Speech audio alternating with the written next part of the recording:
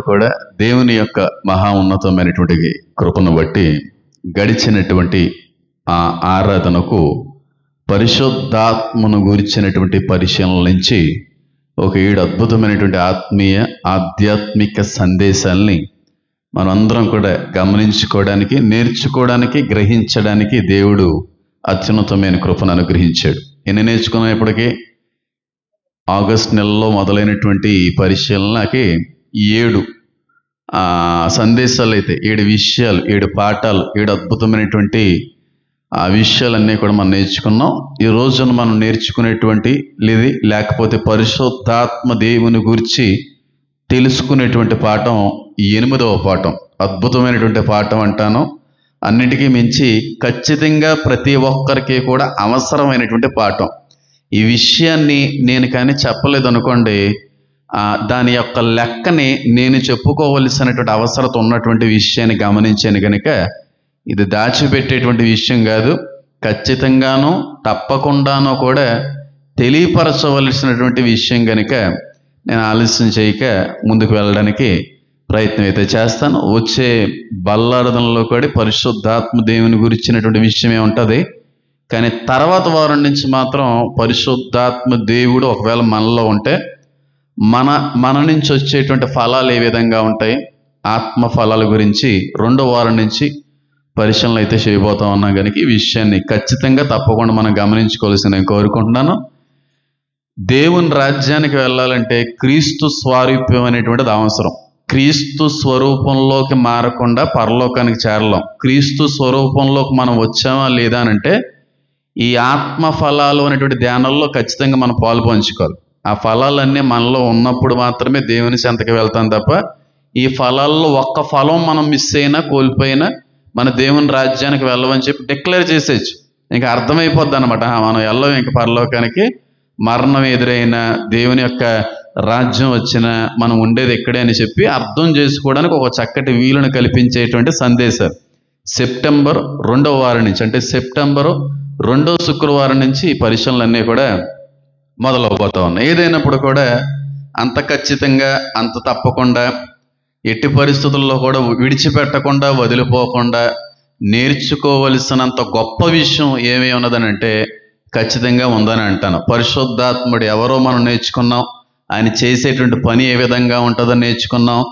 పరిశుద్ధాత్మ దేవుడు క్రైస్తవుడితోనైనా అన్యుడి పట్ల కూడా ప్రేమగా వ్యవహరిస్తాడా అనే విషయాన్ని నేర్చుకున్నాం.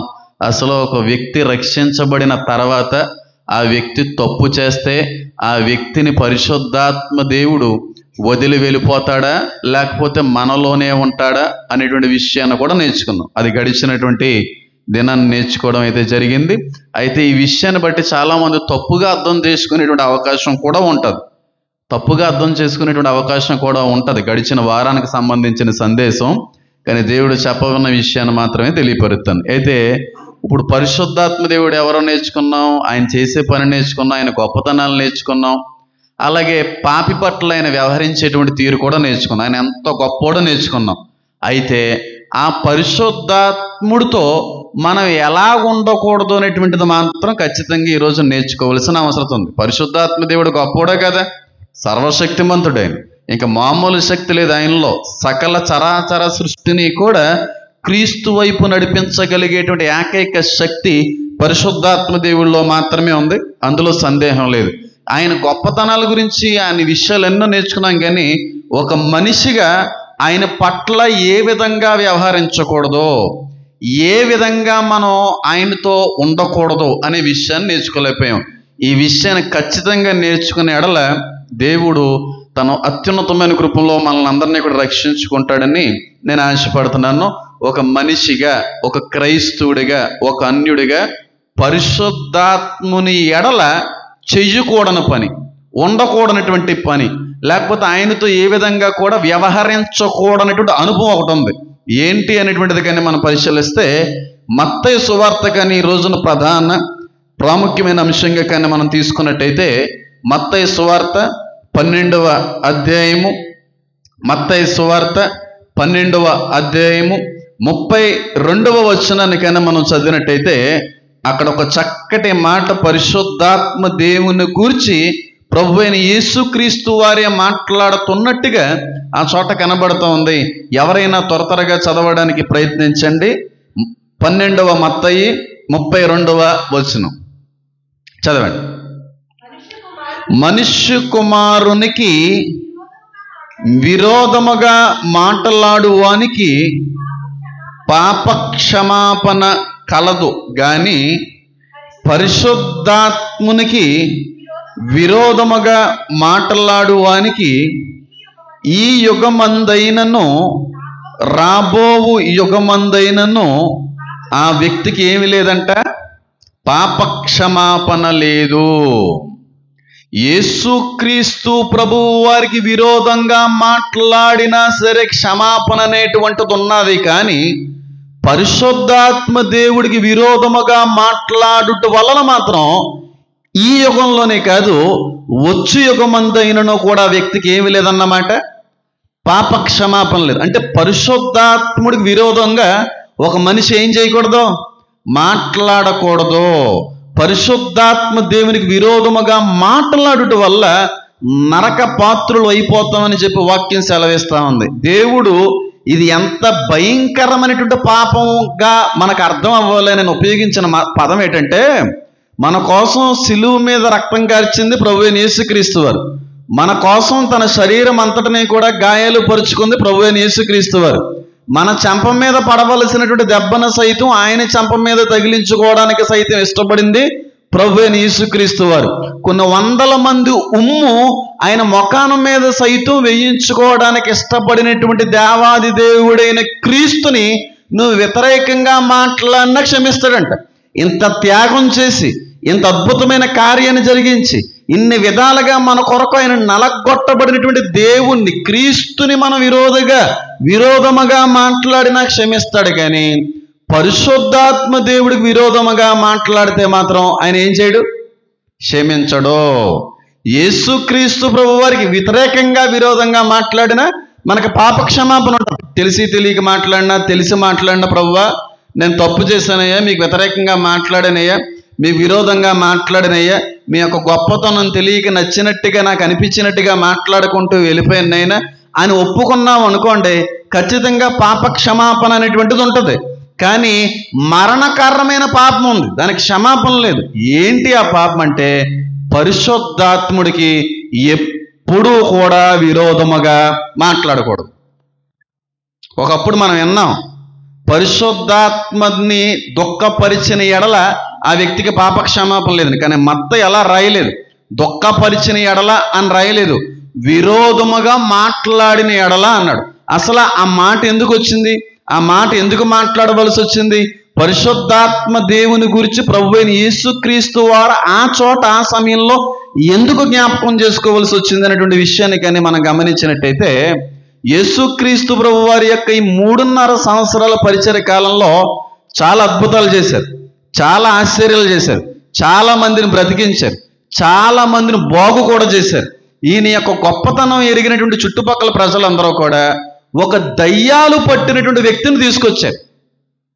దయ్యాలు పట్టినండి, దయ్యాలు పట్టడంతో పాటుగా ఆ వ్యక్తికి మోగోడంట, మాట్లాడడం రాదు.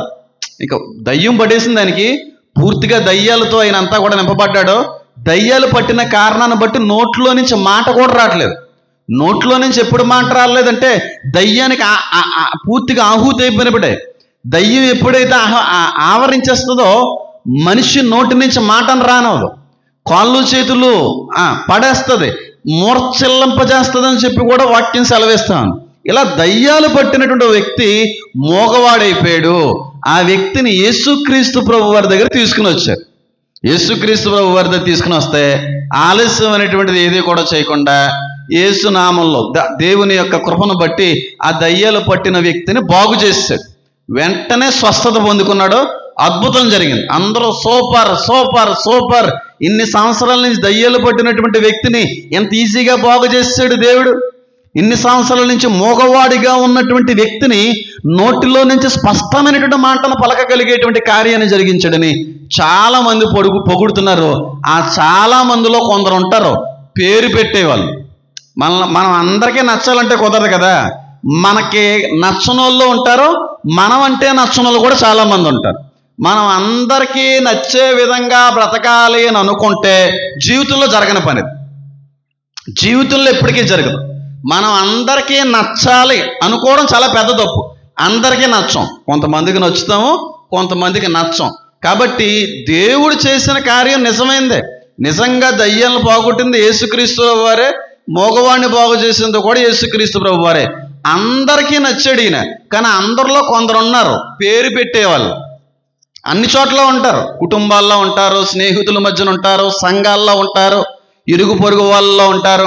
ఎక్కడ పడితే అక్కడ ఎప్పుడు తప్పు పడదామా, ఎప్పుడు ఈ వ్యక్తి దొరుకుతాడా, ఎప్పుడు ఈ వ్యక్తిని సిగ్గుపరుద్దామా అని చెప్పి ఎదురు చూసేటువంటి వ్యక్తులు కూడా ఉంటారు. కాబట్టి నేను చెప్పదలిచిన విషయం ఏంటంటే, మన పని మనం చేసుకుంటూ వెళ్ళిపోవాలి. నువ్వు ఏం చేయాలనుకున్నా చేసుకుంటూ వెళ్ళిపో. నువ్వు ఎలాగ ఉండాలనుకున్నా ఆ విధంగా ఉంటూ వెళ్ళిపో. నువ్వు ఎలా బ్రతకాలనుకున్నా ఆ విధంగా బ్రతుకుతూ వెళ్ళిపో. అంతేగాని అందరికీ నచ్చే విధంగా బ్రతకాలని అనుకుంటే నువ్వు ఎప్పటికీ కూడా నీకు నువ్వులా బ్రతకలేవు. ఎవరికో నచ్చాలి అనే ఉద్దేశంతో ఏ పని చేయకండి. నువ్వు ఎంత మంచిగా బ్రతికినా, నువ్వు ఎంత నాణ్యంగా బ్రతికినా, నువ్వు ఎంత జాగ్రత్తగా బ్రతకడానికి ప్రయత్నించినా సరే పేరు పెట్టేటువంటి వ్యక్తులు మాత్రం ప్రతి చోట ఎదురవుతారు. నేను చాలా మందిని చాలాసార్లు నా జీవితంలో చూశాను కాబట్టి చెప్తున్నా.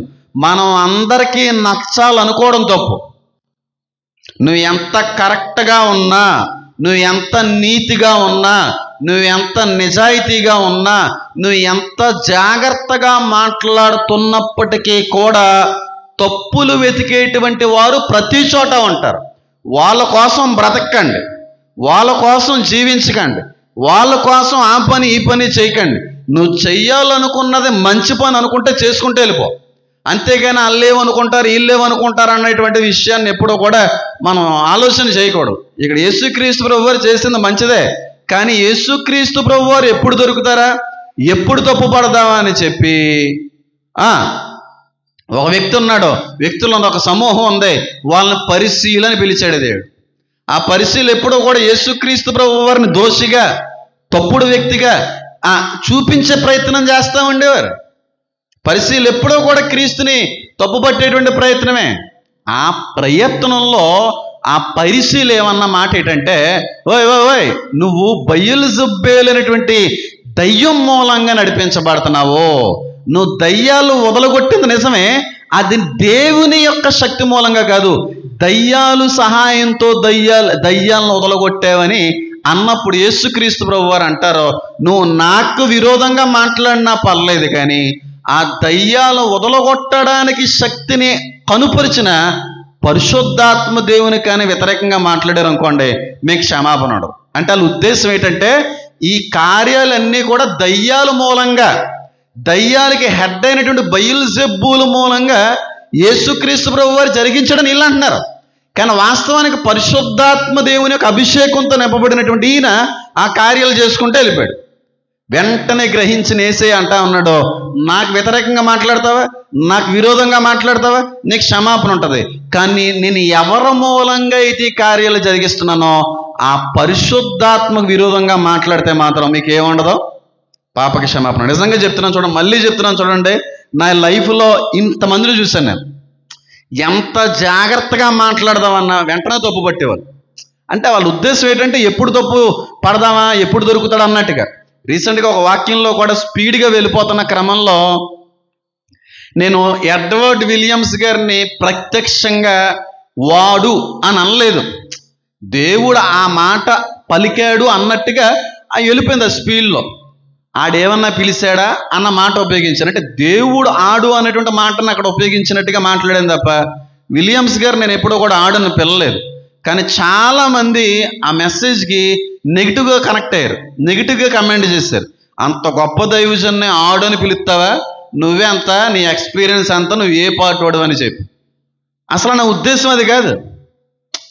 ఇప్పుడు సేవలోకి దేవుడు పిలుచుకున్నాడు అనుకోండి, పిలుచుకున్న దేవుడు నమ్మదగిన దేవుడు కనుక ఆ సేవా పరిచర్యకి అవసరమైన జ్ఞానాన్ని కూడా ఆ దేవుడు అందిస్తాడు.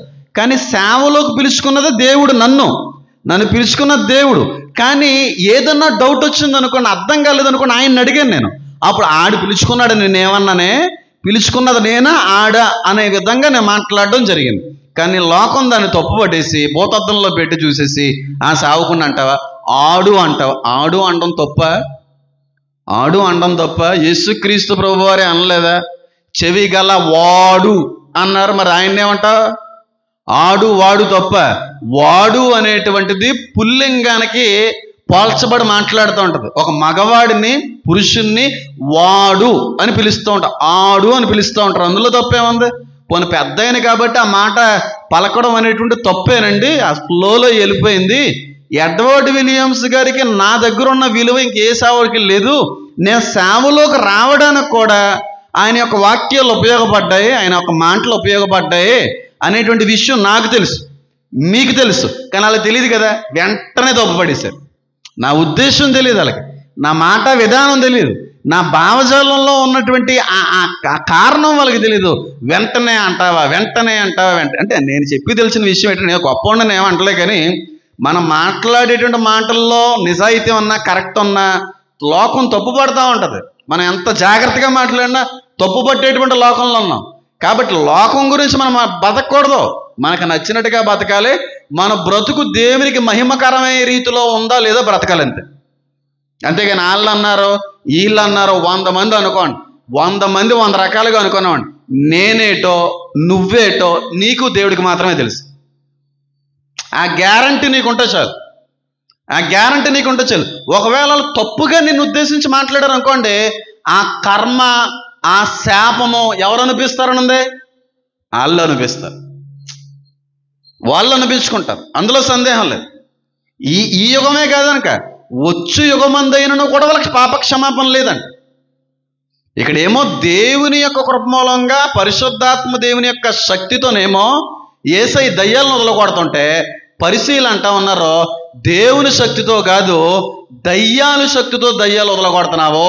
అప్పుడు అన్నాడైనా, నువ్వు నన్నన్నా నేను ఫీల్ అవ్వను, నన్నన్నా నీకు క్షమాపణ దొరుకుతుంది, కానీ నన్ను నడిపించే శక్తి ఒకటి ఉంది, ఆ పరిశుద్ధాత్ముడిని మాత్రం విరోధంగా మాట్లాడితే మీకు ఎప్పటికీ ఏముండదు, క్షమాపణ ఉండదు. ఎట్టి పరిస్థితుల్లో ఉండదండి. మనిషికి వ్యతిరేకంగా మాట్లాడినా క్షమాపణ ఉంటుంది, కానీ పరిశుద్ధాత్మకి ఎప్పుడు వ్యతిరేకంగా మాట్లాడకూడదు, ఎప్పుడు విరోధంగా మాట్లాడకూడదు. అలా మాట్లాడుట వల్ల మనకు పాప క్షమాపణ చెప్పండి లేదు. ఈ మాట చదివినప్పుడు నాకు కొంతమంది గుర్తొస్తూ ఉంటారు. ఎవరు గుర్తొస్తూ ఉంటారంటే, భూత వైద్యులు, మంత్రగాళ్ళు, సోదెగాండ్రు, మంత్రాలయాల్లో ఉండేటువంటి వాళ్ళు, లేకపోతే తావీదులు కట్టి దయ్యాలు వదలగొట్టే వాళ్ళు ఎక్కువగా నాకు ఈ వచనం చదువుతున్నప్పుడు గుర్తొస్తూ ఉంటారు. ఈ తావీదులు కట్టే వాళ్ళని, ఈ మంత్రగాల్ని, సోదిగండ్రి, ఈ తాంత్రికుల్ని, భూత వైద్యుల్ని లోకం ఏమని పిలుస్తూ ఉంటుంది? ఫేక్, అదంతా కూడా మోసం, అది వాళ్ళంతా కూడా అబద్ధాన్ని జరిగించి అన్యాయం చేస్తూ మన దగ్గర డబ్బులు సంపాదిస్తున్నారు తప్ప భూతాలని దయ్యాలని దూరం చేసేయగలిగేటువంటి శక్తి ఎవరికే ఉండదో అని మాంత్రికుల్ని, ఆ తంత్ర విద్యలకు సంబంధించిన వాళ్ళని భూత వైద్యుల్ని అంటూ ఉంటారు. అదంతా ఫేక్ అని అంటారా లేదా? భూత వైద్యుల్ని ఫేక్ అంటారా? మంత్రగాళ్ళని ఫేక్ అంటారా? ఓ విషయం చెప్పమంటారా? ఫేక్ ఏం కాదు, నిజమే, అది 100% నిజం. అది ఆ మాంత్రికులు, భూత వైద్యులు నిజంగానే దయ్యాలను వదలగొడతా ఉంటారు. అంటే అందరూ కాకపోవచ్చు, కొందరైతే ఉంటారు. కొంతమంది డబ్బు సంపాదించుకోవడానికి ఆ విద్యని ఉపయోగిస్తూ ఉంటారు, కానీ కొంతమంది ఇలాంటి మాంత్రికులు, భూత వైద్యులు నిజంగానే దయ్యాలు వదలగొడతా ఉంటారు. ఎవరి సహాయంతో అనుకుంటున్నారు? దయ్యం సహాయంతో. ఇక్కడ బైబిల్లో ఉన్నట్టుగా బయలుజుబ్బేలు యొక్క సహాయంతో నువ్వు దయ్యాలు వదలగొడతావు అన్నాడు. ఒక దయ్యాన్ని ఇంకొక దయ్యం వదలగట్టగలదు. పిల్ల దయ్యాన్ని పెద్ద దయ్యం పరిగెట్టించలేదా? ఇప్పుడు భూత వైద్యుల దగ్గర, మంత్రగాళ్ళ దగ్గర ఏ దయ్యం ఉంటుంది అనుకుంటున్నారా? పెద్ద దయ్యం ఉంటుంది, చిన్న దయ్యం వస్తుంది. ఆ చిన్న దయ్యాన్ని సీసల్లో బంధింతాడు అంతే. ఆ దయ్యం ఈ దయ్యానికి లోపడుతుంది. నిజానికి జరుగుతాయి, కానీ దయ్యాన్ని ఇంకొక దయ్యానికి లోపడడంలో గొప్పతనం ఏమీ లేదు. దయ్యాలు దేవునికి భయపడడంలో గొప్పతనం ఉంది. దేవుని మూలంగా విడిపించబడేటువంటి కార్యాలు మంచివి, గొప్పవి, నిజంగా జరుగుతాయి. మంత్రాలయాల్లో, తంత్రాలయాల్లో, భూత వైద్యుల దగ్గర నిజంగానే దయ్యాలు వదలగొడతాం. తావీది కడితే దయ్యం పోతుంది, నిజంగానే పోదు. అదొక కారణం, విశ్వాసం ఒక కారణం అనుకోండి. ఆ వెళ్ళింది ఏం చేద్దంటే, ఈ పెద్ద దయ్యం వదులుతాడు, అక్కడికి వెళ్ళి అందులో ఉన్న దయ్యాన్ని పట్టుకొని ఆ దయ్యం అని చెప్పి సీసాలోకి వచ్చారు. అంటే దయ్యాల మూలంగా కూడా ఇంకొక దయ్యం అనేటువంటిది లోబడుతుంది. ఈ వచనాన్ని బట్టి అర్థం చేసుకుంటే మనం ఎవరో పంపించారు ఏదో చిన్న వీడియో. ఆయన ఒక దయ్యాలు వదలగొట్టేవాడు అనుకుంటున్నావు. ఒక ఆవిడ జుట్టు అంతా ఎరవేసేసుకుని ఊగిపోతా ఉంది. ఎదురుగుండా కూర్చున్నాడు ఈ బాబా గారు. ఆంధ్ర బాబాలో నేను నూనె లేకపోతే చీపురు కట్ట ఏ పట్టుకుంటారు, బొమ్మ తుపాకీ పట్టుకున్నాడు. ఈయన తుత్తు అంటున్నాడు. దానికి పారిపోద్దంట దయ్యం పిల్ల. అసలు ఈడక్కడ దొరికాడు రా బాబు, బొమ్మ తుపాకీ పట్టుకుని దయ్యాలు వదలగొడతాడు అని చెప్పిన. నిజంగా ఆయనకు అదో టాలెంట్ అంట. బొమ్మ తుపాకీ పట్టుకుని ఇలా నొక్కేస్తుంటే దయ్యం పోద్దంట. ఇలాంటి ఎన్ని చూడాలరా బాబు మన కర్మ అని చెప్పు అనుకున్నాను. కొంతమంది ఇంకొకటి అయితే మరీ దారుణం. అది మరీ నవ్వు వచ్చేసింది నాకు. ఎక్కడో మసీదుకి తీసుకెళ్ళారు తావీది మహీద్ దగ్గరికి. చాలా పెద్ద దయ్యం పడేసింది ఆవిడ అంట. 100 దయ్యాలు ఉంటాయి. ఆవిడ చూస్తూనే భయం వేసింది నాకు. మొత్తానికి ఏం మంత్రాల్లో విభూతి గీవూది అన్నీ చల్లేసాడు. అయినా లొంగుతలేదు. అది లేచిపోయింది పైకి. దెబ్బకి ఈడు పొరుగు మళ్ళీని. ఈ తావీది మహింగడి, ఈ తావీది గడి వద్దాం అనుకున్న వ్యక్తి పరిగెట్టిచ్చేసింది. వీడియో తీసారేది. ఈ దయ్యాలు పట్టిన ఆవిడి అక్కడికి వెళ్ళిన తర్వాత దయ్యాలను వదలగొట్టే వ్యక్తిని పరిగెట్టించింది. ఉంటాయి ఆ దయ్యాల్లో కూడా కేటగిరీస్ ఉంటాయి. దేవదూతల్లో లేవా కేటగిరీస్? లేవా? మనుషుల్లో లేవా దేవుడు ఉద్దేశంలో కేటగిరీస్? ప్రవక్తలు, సేవకులు, విశ్వాసుల కేటగిరీస్ ఉన్నాయి. ఆ విధంగానే దయ్యాల్లో కేటగిరీస్ ఉంటాయి. దయ్యాలు వదిలిపోతా ఉంటాయి. కానీ ఆ దయ్యానికి వదిలిపోవడానికి కారణం పెద్ద దయ్యం ఎప్పుడైతే వదలబడదో చిన్న దయ్యం లొంగుతూ ఉంటుంది అన్నమాట. ఇక్కడ ఆ విధంగా అనుకుని వాళ్ళు అంటున్నారు, నువ్వు బయల్జెబ్బూలు యొక్క సహాయంతో దయ్యాలను మొదలుగొట్టావు అన్నప్పుడు దేవుడు మాట్లాడుతూ ఉన్నాడు, మీరు నన్నన్నా నేను క్షమిస్తాను, తండ్రికి క్షమిస్తాడు తప్ప నేను పరిశుద్ధాత్మ దేవుని మూలంగా చేసేటువంటి దానికి మాత్రం విరోధంగా మీరు ఏం చేయకండి, పాపం చేయకండి. క్షమాపణ అనేటువంటిది ఎంత మాత్రము కూడా ఉండదు అనేటువంటి విషయాన్ని దేవుడు మాట్లాడుతున్నాడు. అయితే దేవుని మూలంగా ఎవరు మాట్లాడుతున్నారో, దేవుడు మూలంగా ఎవరు సేవ చేస్తున్నారో, నిజంగా పరిశుద్ధాత్మ దేవుని మూలంగా నడిపించబడేటువంటి వ్యక్తి ఎవరో, దయ్యాల మూలంగా నడిపించబడేటువంటి వ్యక్తి ఎవరో తెలుసుకోవడం అనేది చాలా కష్టం. కాబట్టి అవునా కదా, దేవుని మూలంగా నడిపించబడుతున్నాడా, సాతాను మూలంగా నడిపించబడుతున్నాడా అనేది మీరు కనుక్కోగలరా? మీరు తెలుసుకోగలరా? 100లో 3 మాత్రమే అర్థమవుద్ది. ఆ 3 కూడా వాక్యం బాగా ఎరిగినోళ్ళు, ఆత్మీయంగా బాగా బలపడినోడు, బాగా సంపూర్ణ ఆత్మీయ పరిపక్వత పొందుకున్న వాళ్ళకే తప్ప ఎవరు దేవుడు మూలంగా కార్యాలు చేస్తున్నారో, ఎవరు సాతాను మూలంగా కార్యాలు చేస్తున్నారు అనేటువంటి విషయాన్ని ఒక మనిషిగా, ఒక విశ్వాసిగా కనిపెట్టడం అనేది చాలా కష్టం.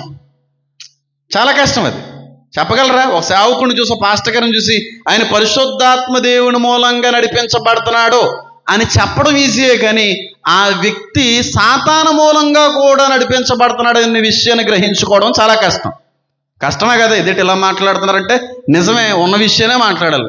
నేనేమీ కూడా దాపరికాలు ఏముండవు, స్పష్టంగా మాట్లాడతాను, ముక్కుసూటిగా మాట్లాడతాను, సత్యాన్నే బోధిస్తాను. అది ఎవరికైనా సరే, అది ఆ వాక్యం నాకు తగిలేటువంటిది అయినప్పటికీ కూడా ఉన్నట్టుగానే మాట్లాడతాను. అందులో ఇంకేమీ కాంప్రమైజింగ్ అని ఏముండదు, కాంప్రమైజింగ్ అనేటువంటిది ఏముండదు. కాబట్టి ఎవరు దేవుని ఆత్మతో నడిపించబడుతున్నారో, ఎవరు సాతానాత్మతో నడిపించబడుతున్నారో నువ్వు గ్రహించుకోగలిగే స్థితి, పరిపక్వత నీకు లేదు గనక దేవుడు అందుకే అన్నాడు, అంత బేగా ఎవరికి కూడా నువ్వేం చేయకు, చెప్పండి, తీర్పు తీర్చేయకు. అంత బేగా ఎవరికి నువ్వు తీర్పు తీర్చకని అన్నాడంటే ఎవరు ఎలాంటి వారో నీకు తెలియదనే కదా అర్థం. ఒకడు మంచోడిని అనొద్దు, ఒకడు చెడ్డోడని కూడా అనొద్దు. తీర్పు బేగా తీర్చకో. అందులో సేవకుల విషయంలో అసలు తీర్పు తీర్చకూడదు. దేవుని పేరట అద్భుతాలు చేసేటువంటి వాళ్ళు, దేవుని పేరట బోధలు ప్రకటించేటువంటి వాళ్ళు, దేవుని పేరట సువార్త ప్రకటించేటువంటి విషయంలో అస్సలు బేగా పేరు పెట్టేయకండి. సేవకులకి బేగా పేరు పెడతా ఉంటారు చాలామంది. ఒకవేళ నువ్వు పేరు పెట్టిన సేవకుడు సాతాను సంబంధికుడు అని అనుకోండి, పెద్ద విషయం ఏం కాదు. ఇక పాస్టర్ గారు అలాంటి, ఈ సేవకుడు అలాంటి, ఆయన వాక్యం అంతా అబద్ధమే, ఆయన క్రియ అంతా కూడా అబద్ధమే, దొంగ ప్రవచనాలు, దొంగ స్వస్థతలు, దొంగ కార్యాలు జరిగిస్తున్నారు అన్న మాట నిజానికి వాస్తవం అనుకో, పర్వాలేదు, నువ్వు క్షమించబడతావు. కానీ నిజంగానే దేవుని మూలంగా నడిపించబడేటువంటి సేవకుడిని తప్పు పడితే మాత్రం ఈ జన్మలోనే కాదు, వచ్చే జన్మలో కూడా నీకు క్షమాపణ ఉండదు. వచ్చే జన్మలో కూడా నీకు క్షమాపణ ఉండదు. మళ్ళీ చెప్తున్నాను, వచ్చే జన్మలో కూడా నీకు క్షమాపణ ఉండదు. అందుకే బేగా మీరు ఏం చేయకండి, తీర్పు తెచ్చుకండి. బేగా మీరు పేరు పెట్టేయకండి. పరిశుద్ధాత్మ దేవునికి విరోధంగా బేగా మీరు ఏం చేయకండి, మాట్లాడకండి. ఈ విషయం చాలా మందికి తెలియక క్రైస్తవ సన్నాసులే, ఏమండి ఆ పాస్టర్ గారు అబద్ధ బోధండి, వాక్యానికి వ్యతిరేకంగా మాట్లాడుతున్నాడండి, ఆ స్వస్థతలన్నీ కూడా అబద్ధ స్వస్థతలండి, ఆ కార్యాలన్నీ కూడా అబద్ధ కార్యాలండి, సరైన పాస్టర్ కాదండి, పరిశుద్ధాత్మ దేవుడు మూలంగా నడిపించబడే సేవకుడు కాదండి అని క్రైస్తవ ప్రపంచంలో చాలా ఎక్కువ కనబడుతుంది ఈ మధ్యన.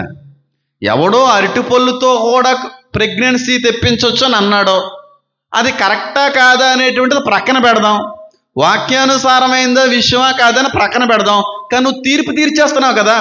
ఒకవేళ నిజంగానే ఆ సేవకుడు అబద్ధ సేవకుడు అనుకోండి, వేరే విషయం. కానీ ఆ సేవకుడు నిజంగానే దేవుని ఆత్మ మూలంగా నడిపించబడే సేవకుడైతే నువ్వు పెట్టిన పేరు ఎవరికో తెలుసా? క్షమాపణుడు. బేగా సేవకులకి, పాస్టర్లకి, క్రీస్తు పేరట నడిపించబడే వ్యక్తులకి పేర్లు పెట్టకండి. క్యారెక్టర్ అస్సలు కూడా ఇది చూపకండి. ఎవరిలో ఏ శక్తి నడిపించబడతా ఉందో, ఎవరిని దేవుడు ఏ విధంగా వాడుకుంటాడో మనకు తెలియదు కదా. కానీ క్రైస్తవ ప్రపంచంలో చూస్తే ఆ సేవకుడికి పేరెట్టేయడం, ఈ పాస్టర్ గారికి పేరెట్టేయడం, అక్కడెక్కడో అద్భుతాలు జరుగుతున్నాయంట. పూర్తిగా సాతాను మూలంగానే జరుగుతున్నాయి, పూర్తిగా వాక్యానికి వ్యతిరేకంగానే జరుగుతున్నాయి. అట్టుపండ్లతో ప్రెగ్నెన్సీ రావడం ఏంటి? తప్పే, కరెక్టే. ఆయన అనుకుంటే అట్టుపండ్లతో ఏంటి, ఏమీ లేకపోయినా తెప్పించగలరు. సారాకి గర్భమే లేదు, సారమ్మకి గర్భసంచి ఎండిపోయింది, మరి ఎండిపోయిన గర్భసంచిలోనే తెప్పించాడు. పెద్ద విషయం ఏముంది? అది ఎలా జరుగుతుంది? వాక్య విరుద్ధమైంది కదా అని అనగలమా? తెప్పించగలడు ఆయన అనుకుంటే. పోనీ ఆయన కరెక్ట్ చేశాడా రాంగ్ చేశాడా అని వేరే విషయం. నువ్వు పొరపాటును కూడా, సంఘస్థులు బయట వాళ్ళు ఎలా ఉంటారో మనకు తెలియదమ్మా, మన సంఘంలో ఉన్న విశ్వాసులు మాత్రం అంత బేగా ఏ పాస్టర్ గారికి పేరు పెట్టకండి, ఏ పాస్టర్ని దూషించకండి, ఏ పాస్టర్ని కూడా కించపరచకండి, ఏ పాస్టర్ గారిని కూడా వేలెత్తు చూపకండి. ఒకవేళ పాస్టర్ గారు దేవుని మూలంగా నడిపించబడే వ్యక్తి అయితే నీకు క్షమాపణ ఉండదు. అందరూ ఉన్నట్టుగా మనం ఉండకూడదు. బయట వాళ్ళు ఉంటే ఉండనేమండి. బయట వాళ్ళు ఉన్నారా, నేను ఎవరైనా తప్పు చేస్తున్నారా, వాక్యం అది కాదని అంటాం తప్ప డైరెక్ట్గా పేరు పెట్టుకొని అగో అబద్ధ ప్రవక్తని, అబద్ధ బోధకుడని, దయ్యం మూలంగా నడిపించబడుతున్నాడని ఎప్పుడు అన్నాను నేను? అన్నాను ఎప్పుడన్నా? ఎప్పుడు అనలేదు. అది మంచిది కదా. ఏమో నాకేం తెలుసు? నాకేం తెలుసు ఆ వ్యక్తి దయ్యం మూలంగా నడిపించబడుతున్నాడా, పరిశుద్ధాత్మ దేవుని మూలంగా నడిపించబడుతున్నాడో నాకు తెలియనప్పుడు నేను మాట్లాడడం అనేటువంటిది మంచిది కాదు. అది నా మీదకి శాపం వస్తుంది, నా కుటుంబం మీదకి శాపం వచ్చేటువంటి అవకాశం ఉంది. కనుక పొరపాటును కూడా ఏ సేవకుడిని కూడా మీరేం చేయకండి, పేరు పెట్టకండి, దూషించకండి. వాళ్ళు వాక్య విరుద్ధంగా మాట్లాడుతున్నారు అనుకోండి, ప్రార్థించండి, ప్రభువా ఈ వచనం యొక్క అర్థం ఇది కదా, ఈ వచనం యొక్క ఆంతర్య భావం ఇది కదా, మరి ఆ సేవకుడు ఏంటి వ్యతిరేకంగా మాట్లాడుతున్నాడు? ఆ సేవకుడు మాట్లాడేది కరెక్టా, లేకపోతే నాకు బోధించే సేవకుడు మాట్లాడేది కరెక్టా, నాకు అర్థమయ్యేటువంటిది కరెక్టా అని దేవుడి దగ్గర అడిగామనుకో, దేవుడు చెప్తాడు. అంతేగాని ఆడు దొంగ బోధకుడు, వాడు డబ్బుల కోసం సేవ చేస్తూ ఉంటాడు, ఆడేమో అద్భుతాలన్నీ కూడా ఫేక్గా జరిగిస్తూ ఉంటాడు, స్వస్థతలన్నీ కూడా అబద్ధమే అయితే అవమానమండి మనం అనకూడదు. ఒకవేళ ఆ వ్యక్తి పరిశుద్ధాత్మ దేవుని మూలంగా నడిపించబడే వ్యక్తి అయితే, అది నీకు నచ్చకపోయినంత మాత్రాన్ని నా పేరు పెట్టావనుకో, అది శాపం అయిపోతుంది కదా. ఆ కర్మఫలాన్ని ఖచ్చితంగా నువ్వు అనుభవించాలని వాక్యం సెలవిస్తా ఉంది కదా. ఎందుకు సేవకులకు పేర్లు పెట్టేయడం ఎందుకంటారు? ఆడు చేసిన దాంట్లో ఆడే అనుభవించను. ఆడు ఏదైతే విత్తావో అది నువ్వు కోస్తా ఉన్నాడు కదా. విమర్శ దినాన్న ఎవరో కూడా తప్పించుకోలేరని వాక్యం సెలవిస్తా ఉంది కదా. తీర్పు దినాన్ని ఎవరో కూడా తప్పించుకోలేరని చెప్పి వాక్యం సెలవిస్తా ఉంది కనుక, కాబట్టి మనం అంత పెట్టకూడదు పేరు. ఎక్కడ టీవీలో చూసినా, ఎక్కడ యూట్యూబ్లో చూసినా ఇదే. ఈ పాస్టర్ గారి మీద ఆ పాస్టర్ గారి బురద చల్లడం, ఆ పాస్టర్ గారు ఈ పాస్టర్ గారి మీద బురద చల్లడం.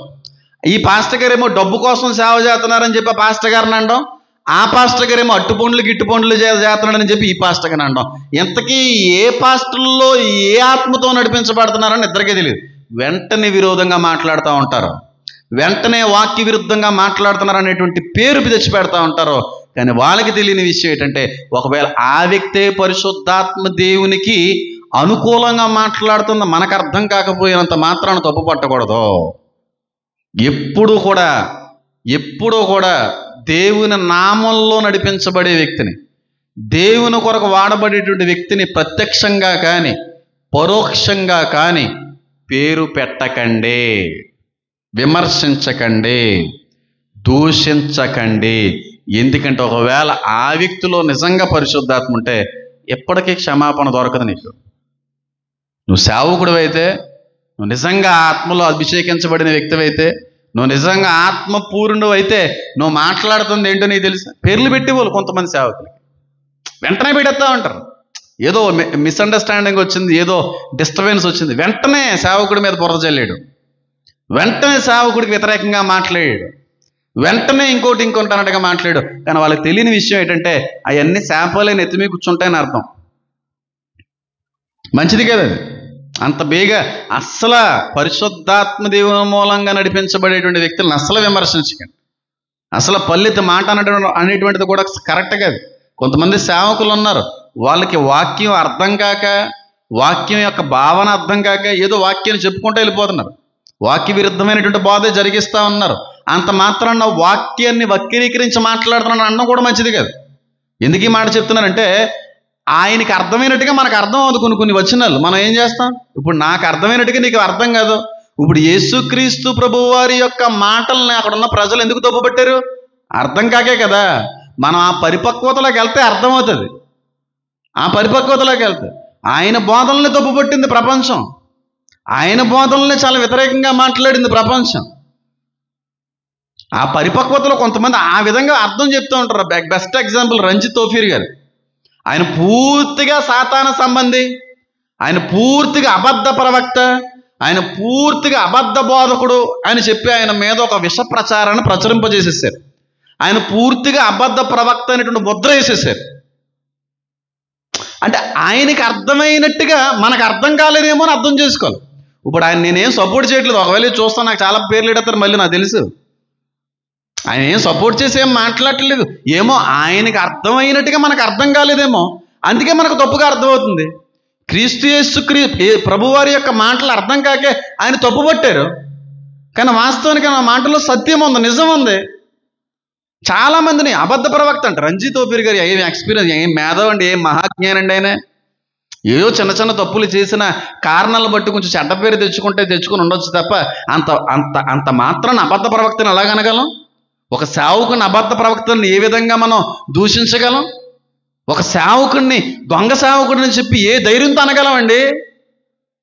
అంతే పేరెడెత్తా ఉంటారు. అవన్నీ శాపాలే కూర్చుంటే పాప మిగతా సేవకులకి తెలియట్లేదు.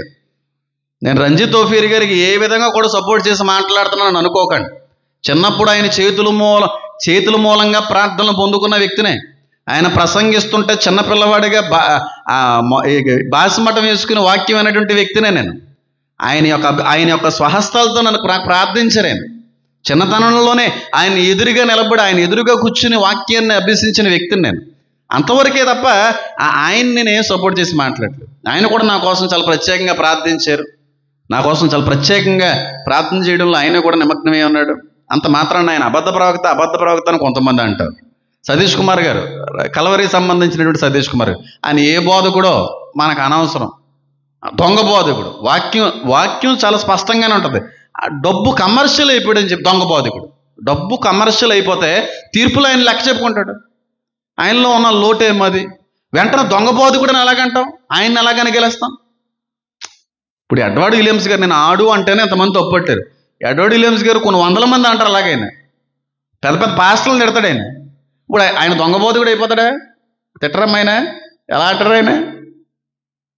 అస్సలా ఏ పాస్టర్ గారిని కూడా పేరు పెట్టకండి, ఏ సేవకుణ్ణి కూడా దూషించకండి, ఏ దైవజనుని కూడా విమర్శించకండి. ఏ దైవజనులో ఏ ఆత్మతో అభిషేకించబడ్డాడో నీకు తెలియనే తెలీదు. సౌలు తప్పు చేశాడు, సౌలు దేవునికి వ్యతిరేకంగానే నడిచాడు, కానీ ఆయనలో ఉన్న అభిషేకం మాత్రం దైవ సంబంధమైంది. ఆ అభిషేకానికి భయపడ్డాడు దావీదు, సౌలుకు భయపడలేదు. సౌలు తప్పుడు మనిషే, సౌలు అన్యాయస్తుడే, నమ్మక ద్రోహే, వెన్నుపోటు పొడిచేద్దామనుకున్న వ్యక్తిని సైతం మాట అనడానికి భయపడ్డాడు దావీదు. ఎందుకు?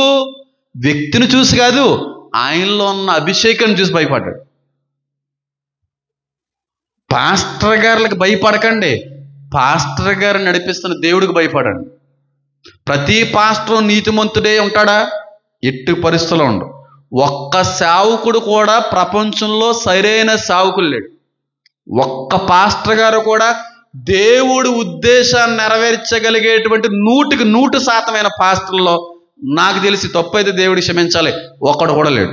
ఎవరిలోనూ ఏదో ఒక లోటు, దేవుడిని ఆయాసపరిచే లోటు, దేవుడికి ఇష్టం లేనటువంటి అనుభవం, కోపం కావచ్చు, నమ్మకత్వం లేకపోవడం కావచ్చు, ధనాపేక్ష కావచ్చు, సాత్వికం లేకపోవడం కావచ్చు, అసహ్యం కావచ్చు, కులపిచ్చి కావచ్చు, ఏదో ఒకటి ప్రతి సేవకుడిని వెంబడిస్తూ ఉంది. అంత మాత్రాన ఆ సేవకుడు దేవుని సేవకుడు కాకపోడు కదా, ఆ సేవకుడిని అభిషేకించిన దేవుడు కాకపోడు కదా, దేవుడే కదా అవుతాడు. ఎంత బేగనేస్తారో, ఎంత బేగనే ఎవరిలోనూ ఏదో ఫ్లా ఉందంటే. ఇప్పుడు నన్ను కొంతమంది ఆ మాట తీరు బాగలేదు అంటున్నారు. మీ ఆవభావాలు అయితే సూపరు, భావజాలం దగ్గర కొంచెంసార్లు తేడా కొడుతుంది అంటుంటారు. ఏదో లోట్లు ఉంటాయి, కొంచెం కోపంగా మాట్లాడుతూ ఉంటున్నా, వాళ్ళకి తప్పుగా అర్థం చేసుకునే అవకాశం ఉంది. మీరు ఇన్ని సంవత్సరాలు నా దగ్గర ఉన్నారు కాబట్టి నేనేంటో, నేను ఏ ఉద్దేశంతో మాట్లాడుతూ మీకు అర్థమైనట్టుగా వాళ్ళకి అర్థం కాదు కదా. ఏమో అది కరెక్టా రాంగ్ అనేది దేవుడు చూసుకుంటాడు, తీర్పులో నిలబెడతాడు. అంతేకాని వెంటనే ఏదో ఒక తప్పుని, ఏదో ఒక ఫ్లాని పట్టుకుని సాతాన సంబంధికుడు, ఆ పాస్టర్ గారు సైతాన మూలంగా నడిపించబడుతున్నారు. నిజంగానే సైతాన మూలంగా నడిపించబడే సేవకుడైతే పర్లేదు, కానీ దేవుని మూలంగా నడిపించబడే సేవకుడికి నువ్వు పేరు పెట్టావా టెంకలేరేస్తావు. దేనికైనా క్షమాపణ ఉంది. వ్యభిచారానికి క్షమాపణ ఉంది, హత్యకి క్షమాపణ ఉంది, దొంగతనానికి క్షమాపణ ఉంది, అన్నిటికీ క్షమాపణ ఉంది. కానీ పరిశుద్ధాత్మకి వ్యతిరేకంగా మాట్లాడే వ్యక్తికి మాత్రం క్షమాపణ లేదు. అది నీకు తెలియదు కనుక నోరు మూసుకొని ఉండడం మంచిది. నోరు మూసుకొని ఉండడం మంచిది. అంతే, నోరు ఉంది కదా, తుసుకుని వదిలేస్తుంటారు మాటలు. ఆ తుసుకు కాస్త శాపమే కూర్చుంటుంది. శాపమే నీకు ఏం తెలుసు ఏ దైవజనులో ఏ ఆత్మ ఉందో, ఏ దైవజనుడు ఏ అభిషేకంతో నింపబడ్డాడో, ఏ దైవజనుడు దేవుడు ఏ ఉద్దేశంతో నియమించుకున్నాడో, ఏ దైవజనుడు దేవుడు ఏ విధంగా వాడుకుండాలని ఆలోచన ఆయన కలుగున్నాడో నీకు తెలియదు కనుక ఏ దైవజనుడిని కూడా ఏం చేయకండి, పేరు పెట్టకండి. ఆ దైవజనుడికి వ్యతిరేకంగా విరోధముగా అస్సలా మాట్లాడకండి, తీర్పు తీర్చకండి అన్నాడంతే. ఒకవేళ దైవజనుడు చెడ్డ దైవజనుడా, తీర్పుల్లో తప్పించుకోగలుగుతారా? ఆ దైవజనుడు విమర్శ దినాన్ని తప్పించుకునే అవకాశం ఉంటుందా? ఎవరో తప్పించుకోరు. విశ్వాసులైనా సరే కొంచెం కనికిరాన్ని పొందుకుని క్షమించబడతారో, సేవకులకు క్షమాపణ ఉండదు. విశ్వాసులకు ఒకటే తీర్పు, సేవకులకు 2 తీర్పులు ఉన్నాయి. ఒకటి భూలోకంలో తీర్పు ఉంది, ఒకటి పైలోకంలో కూడా తీర్పు ఉంది. 2 తీర్పులు. కాబట్టి తీర్పు తీర్చువాడు యెహోవా అని వాక్యం సెలవిస్తా ఉంది. నువ్వెవరు తీర్పు తీర్చడానికి? నువ్వెవరు ఒక వ్యక్తి యొక్క క్యారెక్టర్ని అనలైజ్ చేయడానికి, అసాసినేట్ చేయడానికి, అలాంటోడు ఇలాంటోడు అని చెప్పి నువ్వు వండడానికి ఏ పాటి వాడివి నువ్వు? ఎవరికి పేరెట్టకండి. ప్రత్యక్షంగా కానీ పరోక్షంగా కానీ ఎవరిని మీరు విరోధముగా మాట్లాడకండి. ఒకవేళ ఆ వ్యక్తిలో పరిశుద్ధాత్మ ఉంటే తేడా కొట్టేస్తుందేమో, తేడా కొడుతుందేమో, ఏమో ఏం చెప్తాం, ఎన్ని ఇబ్బందులు తలెత్తుతాయో. ఉన్నారు రాజమండ్రిలో గొప్ప సేవకులు ఉన్నారు, సూపర్గా వాక్యం అద్భుతం. ఏదో చిన్న లోటు పట్టుకుని అదిగో ఆఫ్లో క్రిస్టియన్ రోస్టింగ్ ఛానల్ అన్న వచ్చాడు కదా, వచ్చిన తర్వాత ఎన్ని దరిద్రాలు అన్నీ పడ్డాయి. ఉంటాయి చిన్న ఊరు బాబు, ఇదేటో తెలియదు కానీ మంచి బట్టలు వేసుకోవడానికి లేదు బాబు పాస్టర్లో. శుభ్రమైన కాస్ట్లీ షర్ట్ వేసుకోవడానికి లేకపోయింది, ఓ మంచి కారు కొనుక్కోవడానికి లేదు, సెల్ ఫోన్ కూడా కొంచెం ఖరీదు ఏదైతే కనపడకుండా దాచుకోవాల్సి వస్తుంది. అదేం దరిద్రం తెలియదు. ఆ రూపాయి అంతా మళ్ళీ మాదే. భయపడతా బతకాల్సి వస్తుంది క్రైస్తవ సేవకుడి యొక్క జీవితం. శుభ్రంగా ఒక హ్యాండ్ బ్యాగ్ తగిలించుకోవడానికి లేదండి ఆ సేవకురాలు. పేరు నేను చెప్తే మళ్ళీ వాళ్ళకి సపోర్ట్ చేసినట్టు మాట్లాడతారు. ఆ భార్య గారు మంచి హ్యాండ్ బ్యాగ్ తగిలించుకుంటే అంత అది వచ్చేస్తుంది, ఇది వచ్చింది. ఏమో ఎవరైనా గిఫ్ట్ ఇచ్చారేమో, ఎవరైనా ప్రేమగా బట్టలు కొనుక్కోమని డబ్బులు ఇచ్చారేమో. పోనీ దేవుని పేరట వచ్చింది, దేవుని పేరట నమ్మకంగా ఖర్చు పెడుతూ ఆయనకి ఆశపడింది కొనుక్కున్నారేమో, అది కూడా లేదు. ఆ డబ్బు వచ్చి పడిపోతుంది. దొంగ సేవకుడు డబ్బు అంతా అలాగనే మనకి ఎందుకే ఉంటే వేసుకుంటారు లేదా మానేస్తారు. కొంతమంది బాగా పుచ్చిపోయినట్టు డబ్బు ఉన్నా సరే ఏవీ లేనోళ్ళలో బతుకుతూ ఉంటారు కనబడకుండానే. కొంతమంది ఏవీ లేకపోయినా నాకులాగా ఓ అన్నట్టు కనబడతారు. ఏం చేస్తాం? అది మ్యానుఫ్యాక్చరింగ్ డిఫెక్ట్ ఏమో. అన్న క్రిస్టియన్ రోస్టింగ్ ఛానల్ అన్న నేను తిడతలేదు. ఆయన వచ్చిన తర్వాత కొంతమంది సేవకులు రైట్ అయ్యారు, కానీ దూషించడం సరైనది కదమ్మా. తనకు తానుగా విరోధి అయిన వాడి యొక్క రాజ్యము పాడైపోతుందని ఉంది బైబిల్లో. తనకు తానుగా విరోధముగా అయిపోయిన రాజ్యం పాడైపోద్దంట. క్రైస్తవ్యం పాడైపోవడానికి కారణం క్రైస్తవ్యంలోనే విరోధులు ఎక్కువైపోయారు. ఒకరంటే ఒకరు పడట్లేదు, క్రైస్తువులకి పడట్లేదు, బయట వాళ్ళకి మనకి వేరే విషయం, మనలో మనకే పడట్లేదు. అందుకే రాజ్యం అంతా కూడా విచ్ఛిన్నం అయిపోతుంది. అపవాది ఆ విధంగా ముక్కలు చేసేస్తా ఉన్నాడు. ఎవరిని అనకండి, ఓ పాస్టర్ గారిని అనకండి, ఓ పాస్టర్ అమ్మని అనకండి, ఓ సంస్థని అనకండి. దేవుడు చూసుకుంటాడు. మీకు ఓపుకుంటే ప్రార్థించే, ఆయన ఎలాంటోడు తెలియజేయ ప్రభు అని అడగండి. దేవుడు తెలియజేస్తాడు. నోరు మూసుకుని కూర్చో.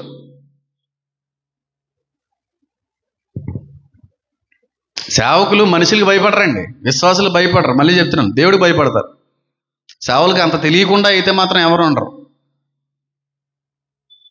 నచ్చినట్టుగా బతకడానికి లేని రోజుల్లో పరిస్థితులు తెచ్చిపెట్టింది. ఇప్పుడు ఆ వ్యతిరేకత అంతా బయట నుంచి వస్తుందంటే వేరే విషయం. క్రైస్తువులకు పేరు పెట్టడం, క్రైస్తవ విశ్వాసులే పాస్టర్ గారి పేరు పెట్టడం. అంటే వీళ్ళ ఉద్దేశం ఏంటంటే ఆ ఆదపోస్తులు ఎలాగైతే ఆ చిరిగిపోయిన బట్టలో ఏదో ఒక జత బట్టలతో తిరిగేవారో అలాగే తిరగాలి. వాళ్ళే సేవకులు. సేవకుడు అంటే సైకిల్ మీద తిరగాలి, సేవకుడు అంటే నడిసే తిరగాలి, సేవకుడు అంటే ఏమీ లేనోడుగానే ఉండాలి. అలాగైతే బిల్లి గ్రహాం సేవకుడు కాదా? ఏసన్న గారు సేవకుడు కాదా? వీళ్ళందరూ సేవకులు కదా. ప్రత్యేకమైన ఫ్లైట్లు ఉన్నాయి. ఏం చెప్తాం? ఫ్లైట్లు ఉన్నాయి ఆయనకి ప్రత్యేకంగానే. డబ్బున్నవాడు అసలు సేవకుడే కాదు, కొంచెం మెయింటైన్ బాగా చేస్తా అసలు సేవకుడే కాదు, అబద్ధ సేవకుడు అంతే. ఆ రోజులు అలా జరిగింది. తర్వాత రోజులు ఇంకో రోజు జరుగుతుంది. ఒకప్పుడు సైకిల్ మీద పరిచయం చేసే రోజులు, తర్వాత బళ్ళ మీద పరిచయం చేసే రోజులు, తర్వాత కార్ల మీద పరిచయం చేస్తున్నారు. రేపు రోజున విమానాల మీద పరిచయం చేసే ఆ సులభమైనటువంటి వీళ్ళని దేవుడు అందిస్తాడేమో. కష్టం లేకుండా, ఇబ్బంది లేకుండా బేగా స్వార్థను ప్రకటించడానికి దేవుడు ఏమైనా చేసే ప్రక్రియలు ఏమైనా ఉంటాయేమో. వెంటనే పేరు అక్కడ నిలబడి ఏం మాట్లాడుతున్నావు ఏంటి? సేవకుడికి పేరెట్టి వాళ్ళు. ఒకవేళ ఆ వ్యక్తి నిజంగానే దరిద్రుడు, సన్నాసి, సాతాన మూలమైన వ్యక్తి అయితే వేరే విషయం.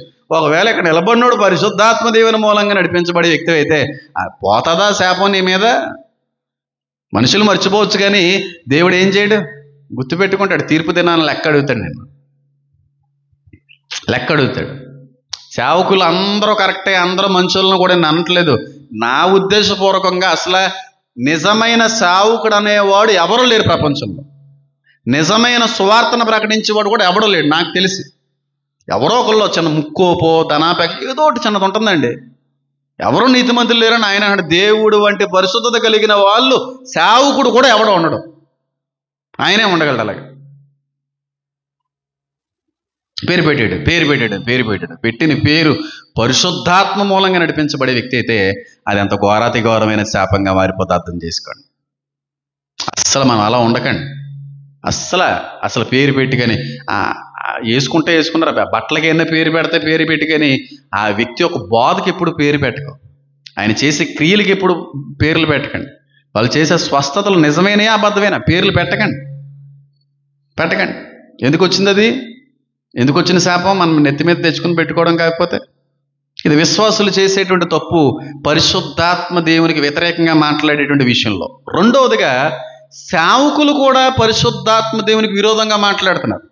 వ్యతిరేకంగా మాట్లాడుతున్నారు. అంటే విరోధముగా మాట్లాడడం అంటే ఇంగ్లీష్లో ఎగెయిన్స్ట్ అనేటువంటి పదం ఉపయోగించబడతా ఉంది. అంటే ఒక వ్యక్తికి వ్యతిరేకమైన రీతిలో ఉండడం అనే దాన్ని ఎగెయిన్స్ట్ అనేటువంటి పదంతో ఉపయోగించారు. ఎప్పటి వరకు విశ్వాసులు పరిశుద్ధాత్మ దేవునికి ఏ విధమైనటువంటి వ్యతిరేకత కలిగి ఉన్నారో చెప్పాను. సేవకులు పరిశుద్ధాత్మ దేవుడికి ఏ విధమైనటువంటి వ్యతిరేకత కలిగి ఉంటున్నారో చెప్తాను చూడండి. దేవుడు ఎప్పుడూ కూడా సత్యమైనటువంటి విషయాన్ని బోధించమంటాడు, ఉన్నది ఉన్నట్టుగానే బోధించమంటాడు, ఖండితంగానే బోధించమంటాడు, హెచ్చరిక రూపంలోనే బోధించమంటాడు. ఎందుకంటే ఆయన బోధ ఎముకల్ని సైతం విభజించు మట్టుకు లోపలికి వెళ్ళిపోద్దనుంది. అంత పదునైన దేవుని యొక్క వాక్యం.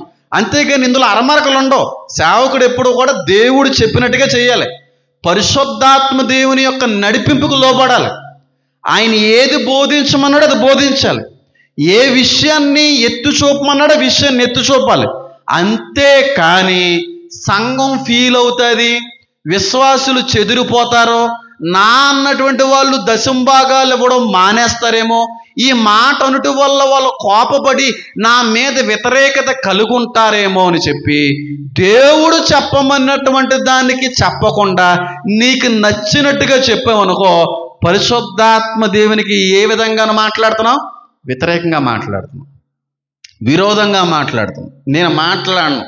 సంఘం చెదిరిపోయినా పర్లేదు, విశ్వాసులు వెళ్ళిపోయినా పర్లేదు, నన్ను తిట్టినా పర్లేదు, నాకు పేరు పెట్టినా పర్లేదు, మీరు ఇచ్చేటువంటి దశంభాగాలు కానుకలు పొరపాటున మందిరం వరకు రాకపోయినా పర్లేదు, ఎవరు ఏ విధంగా ఫీల్ అవుతారో తెలిసినప్పటికీ కూడా ఆయన చెప్పమన్న మాటను నేను చెప్పకపోవడం విరోధంగా మాట్లాడడం. పరిశుద్ధాత్మునికి విరోధముగా మాట్లాడటం. దేవుడు అంటాడు, పరిశుద్ధాత్మ దేవుడు అంటాడు, రే ఈ వచనం నువ్వు చాలా అద్భుతమైన రీతిలో ప్రకటించాలి, వివరించాలి. ప్రభువా, ఈ వచనం కొంతమందికి తగులుతుంది, కొంతమంది తప్పుగా తీసుకుంటారు. ఈ వచనం యొక్క ఆంతర్యార్థాన్ని వివరించేటువంటి క్రమంలో కొంతమంది యొక్క తప్పులు బయటపడతా ఉంటాయి. వాళ్ళు ఫీల్ అవుతారు. అప్పుడు ఏం చేయాలి? నేను ఫీల్ అవుతారని మానేయకూడదు, ఆయన ఫీల్ అవ్వకూడదని చెప్పాలి. నేను అమ్మ నిజం చెప్తున్నానమ్మ, మీరు ఏమనుకున్నా పర్లేదు. కొన్నిసార్లు నేను వాక్యం సిద్ధపడి చెప్పాలనుకున్నప్పుడు నాకు తెలుసు ఎవరు ఫీల్ అవుతారో, ఎవరికి తగిలేస్తాయో, ఎవరు ఫ్యూజులు ఎగిరిపోతారో నాకు తెలుసు. అయినా చెప్తాను, ఎందుకంటే ఆయన విరోధంగా నేను నిలబడడానికి ఇష్టపడట్లేదు.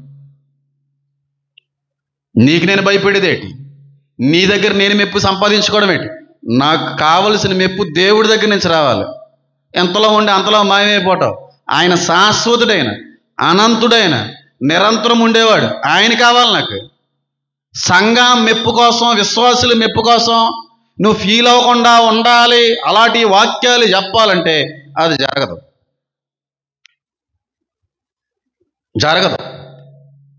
పరిశుద్ధాత్మ దేవుడు ఏ విధంగా మాట్లాడమన్నాడో, ఏ విధంగా నడిపిస్తున్నాడో ఆ విధానానికి నేను లోబడాలి. కొన్ని దాస్తూ ఉంటారు సేవకులు. తెలుసు ఆ సంఘంలో త్రాగుబోతులు ఉన్నారని, తెలుసు ఆ సంఘంలో తిరుగుబోతులు ఉన్నారని. ఆ సంఘంలో త్రాగుడు గురించినటువంటి విషయాన్ని, బోధని హెచ్చరిక రూపంగా ఖండితంగా చెప్పవలసినటువంటి అవసరం ఉందని సేవకులు తెలుసు, కానీ చెప్పరు. ఎందుకు తెలుసా? ఆ తాగుబోతోడు ఫీల్ అయ్యి తెచ్చే దశంభాగం మానేస్తాడని. మరి నువ్వు చెప్పకపోతే ఎవరు చెప్తారండి సంఘానికి? ఈ సంఘానికి మంచి చెడులు చెప్పేటువంటి బాధ్యత ఎవరికి ఇచ్చాడు దేవుడు? సేవకుడికైనా. మరి ఆ త్రాగుబోతోని మార్చగలిగేటువంటి వ్యక్తి నువ్వే చెప్పకపోతే ఏ సేవకుడు చెప్తాడు? నిజంగా చెప్తున్నాను, కొన్ని సంఘాల్లో భయంకరంగా తాగే వాళ్ళు ఉంటారు, కొన్ని సంఘాల్లో భయంకర జోదం ఆడే వాళ్ళు ఉంటారు. వాళ్ళు జోదం ఆడుతున్నారని భయంకరమైన త్రాగుబోతులున్న పాస్టర్ గారికి తెలుసు. పరిశుద్ధాత్మ దేవుడు త్రాగుడు కోసం చెప్పు, తిండిబోతులు తాగుబోతుల గురించి చెప్పు, అసలు ఉండకూడదు అనుభవం అని చెప్పంటే అక్కడి వరకు వెళ్ళినట్టే వెళ్తాడు, ఖండించడం. పరిశుద్ధాత్మ వ్యతిరేకంగా మాట్లాడుతూ ఉంటాడు, ఆపేస్తూ ఉంటాడు, ఆయన ఆపుతూ ఉంటాడు, ఈయనకి నచ్చిన నడిపింపులో వెళ్తూ ఉంటాడు. ఎంత ఘోరాది ఘోరమైన శ్రమ అనుకుంటున్నారు సేవకులు, తెలియట్లేదు. సంఘం చెదిరిపోద్దని భయపడటం ఏంటండి? ఎవరో ఏదో అనుకుంటారని భయపడటం ఏంటండి? నెక్కచ్చిగా మాట్లాడాలి, ఉన్నట్టుగా మాట్లాడాలి, నిర్మోహమాటంగా మాట్లాడాలి. ఆయన చెప్పమన్నది ఎక్కడా కూడా దాపరికాలు లేకుండా మాట్లాడాలి. కాదు కూడదు అని దాచేవా సేవకుడా, నువ్వు పరిశుద్ధాత్మ దేవునికి ఏ విధంగా ఉన్నావు? విరోధిగా ఉన్నావు. నీకు క్షమాపణ ఉండదు. చాలా పరిచయంలో ఉన్నారు. నేను పేర్లు చెప్పి వాళ్ళని డిసప్పాయింట్ చేయాలని, వాళ్ళు బాధ పెట్టాలనుకోవట్లేదు. అస్సలు మాట్లాడరు. గుట్కా గురించి మాట్లాడరు, తాగుడు గురించి మాట్లాడరు, సీరియల్ గురించి మాట్లాడరు, సినిమా గురించి మాట్లాడరు. ఎందుకంటే యూత్ అంతా కూడా సినిమాలకు వెళ్తూ ఉంటారు.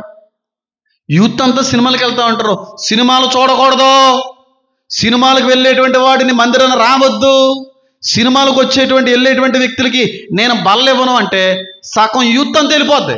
అది పాస్టర్ గారు తెలుసు. ఆ బాబు యూత్ వెళ్ళిపోతే ఇంకేముంటారా సంఘం అని. అస్సలా మాట్లాడు, సినిమా కోసం, సీరియల్ కోసం అస్సలా మాట్లాడు. ఇక్కడ కులం అనేటువంటి దాన్ని పట్టుకున్న వ్యక్తులు కొంతమంది ఉన్నారు. కులమే అంటున్నారు.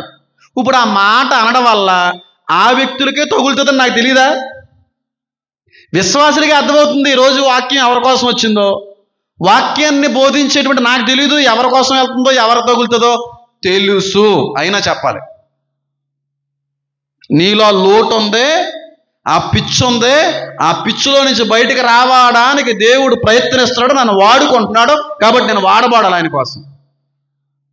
నీకు తగులుతుందని, నువ్వు ఇచ్చేటువంటిది ఏదో ఆపేస్తావని, కొలపిచ్చి ఉన్నప్పటికీ కూడా అలాంటి వాళ్ళు లేరు అన్నట్టుగా కానీ నేను పరిశుద్ధాత్మ దేవుని ఆటంకపరచు సేవకుడిగా ఉన్నానా, నన్ను తీసి ఇంకొన్ని పెట్టుకుంటాడు. ప్రవక్త దేవుడి యొక్క మాటనే తెలియపరిచేవాడే ఉండాలి. ఆయన చెప్పమన్నది చెప్పకపోవడం పాపం అన్నాడు బైబిల్లో. దాన్ని దాచిపెట్టడం పాపం అన్నాడు.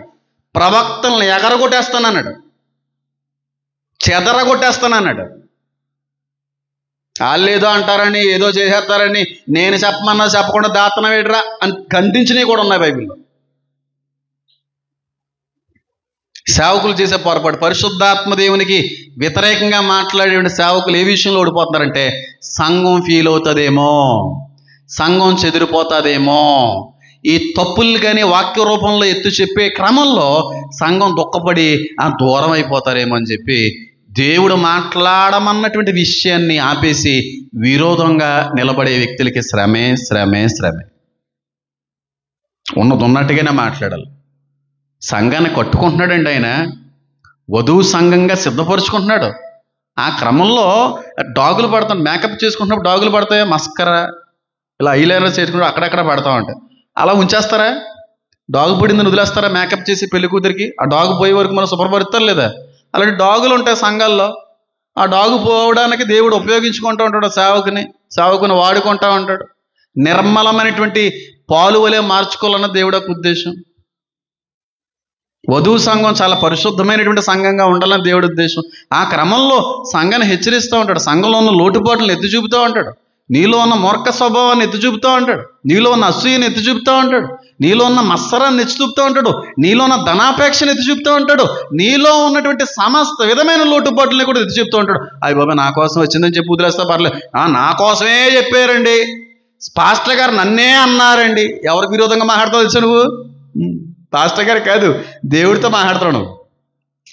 కావాలని అన్నాడు, నా కోసమే అన్నాడు. నేను ఎందుకంటారు? నాకేం వస్తుంది? నీ దగ్గర చెడ్డ అవడం నాకేమన్నా ఇష్టమా? నీ ప్రేమను పోగొట్టుకోవడం నాకేమన్నా ఇష్టమా? నీ దగ్గర దోషిగా ఉండడం అనేది నాకు ఇష్టమా? నాకు శత్రువులు పోగు చేసుకోవడం అనేది నాకేమన్నా ఇష్టమా అండి? అడుగుతున్నాను నేను. నాకు శత్రువులు పెరగడం అనేది నాకేమన్నా ఇష్టమా? నన్నే అన్నాడు, కావాలి అన్నాడు. నువ్వు అన్నాడు అన్న మాట నన్ను మాత్రం అనుకోకో. పరిశుద్ధాత్ముడికి వ్యతిరేకంగా మాట్లాడుతున్నావు నువ్వు. ఆయన మాట్లాడింది నీతోనే, మాట్లాడాలనుకున్నది కూడా నీతోనే. అయినా సరే నువ్వు లొంగకుండా మూర్ఖుడు వలె సేవకుడి మీద పెడతా ఉన్నావు. కావాలని అంటే వ్యతిరేకంగా మాట్లాడుతున్న పరిశుద్ధాత్ముడు. నీకు క్షమాపణ ఉండదు. ఈ జన్మలో నీకు క్షమాపణ ఉండదు, వచ్చే జన్మలో కూడా ఇంకా అలాగే పడతాను. భయంకరమైన పరిస్థితులు అస్సలు వద్దు. సేవకులతో చాలా జాగ్రత్తగా ఉండండి. వాక్యానికి లోబడండి. లోబడ నొల్లని ప్రజలకు శ్రమ. వాక్యానికి లోబడాలమ్మా. జీవాహారం నేనే అన్నాడు, వాక్యం ఆయనే ఉన్నాడు. నువ్వు క్రీస్తుకి లోబడకపోతే ఇంకెవరు లోబడతావు? పేర్లు పెడతావు, కూర్చుంటావు పాస్టర్ గారికి. క్షమాపణ లేదు. ఒకటేమో విశ్వాసులకి క్షమాపణ ఉండదు ఈ విషయాల్లో, రెండోదేమో సేవకులు కూడా క్షమాపణ లేనటువంటి పరిస్థితి వచ్చేస్తూ ఉంది ఈ విషయంలో, మూడోదిగా అన్యులకు కూడా క్షమాపణ ఉండదు. ఏ విషయంలో? పరిశుద్ధాత్మ దేవునికి వ్యతిరేకంగా మాట్లాడే విషయంలో. అన్యులు మాట్లాడతారా? ఖచ్చితంగా మాట్లాడతారు. ఎందుకు చెప్తున్నాను తెలుసా? దేవుడు మూలంగా జరిగిన ఎన్నో కార్యాలని తప్పుపడుతుంది అన్యులే. తప్పుపడుతున్నారు, దేవుడు కాదు. మరియమ్మకే పరిశుద్ధాత్మ దేవుని మూలంగా గర్భం రావడమేటి? అదంతా అబద్ధము. ఒక రోమా సంబంధమైనటువంటి ఒక సైనికుడితో ఈవిడ పాపం చేస్తే పుట్టినోడు వేసి అంటారు వాళ్ళు. ఒక రోమన్ సోల్డియర్తో, ఒక రోమా సంబంధమైనటువంటి ఒక సైనాధికారితో మరియమ్మ పడుకుని యేసుక్రీస్తు ప్రభు వారిని కన్నారంట. కానీ యేసుక్రీస్తు ప్రభు వారికి జన్మనిచ్చింది ఎవరు? పరిశుద్ధాత్మ దేవుడే. అంటే వ్యతిరేకంగా వాళ్ళు ఎవరి గురించి మాట్లాడుతున్నారు? వాళ్ళకి క్షమాపణ ఉంటుందా? ఓ కరుణాకర్ సుగుణాక్ కావచ్చు, లలిత్ కుమార్ గారికి కావచ్చు, మనోహర్ దాస్ గారు కావచ్చు, ఇలాంటి చాలామంది బైబిల్ వ్యతిరేకులకి క్షమాపణ ఉంటుందా? దేవుడు చేసిన కార్యాలకు పేరు పెడుతున్నారు, దేవునికి వ్యతిరేకంగా మాట్లాడుతున్నారు. పరిశుద్ధాత్మ దేవుడికి అసాధ్యమైనది లేదు, కానీ ఆ విషయాలు కూడా పేరు పెడుతున్నారు.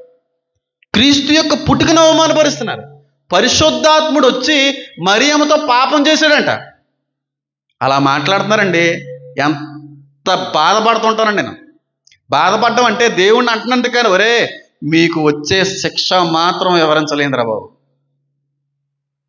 మిమ్మల్ని మాత్రం ఎవరో తప్పించలేరు, మీరు అనుభవించే శ్రమ మాత్రం నిత్య నరకంలో లెక్కింపలేను.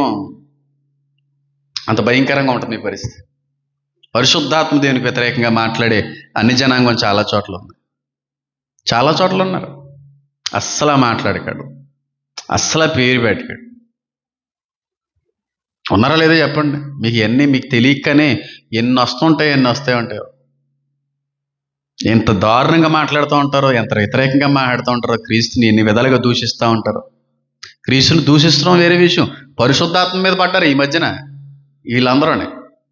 పరిశుద్ధాత్ముడు వచ్చి ఎక్స్ చేశాడంటే మరియమ్మతో. అంత దారుణంగా మాట్లాడుతున్నారండి. ఎంత దారుణమో చూడండి. వాళ్ళకి క్షమాపణ ఉంటుందా? వాళ్ళందరి నిమిత్తం మనం ఏం చేయాలి? తండ్రి వీరేమి చేయుచున్నారో వీరికి ఎరుగురు కనుక వీళ్ళని ఏం చేయండి? క్షమించండి. అంతేకాని రాధా మనోహర్ దారి వేసేయండి, లలిత్ కుమార్ కాళ్ళు ఇరగొట్టేయండి, కరుణాకర్ సుగ్నేల్ని లేపేయండి, ఇలా అనకూడదు. అలాగ అన్నావంటే నీకు అసలు క్షమాపణ ఉండదు.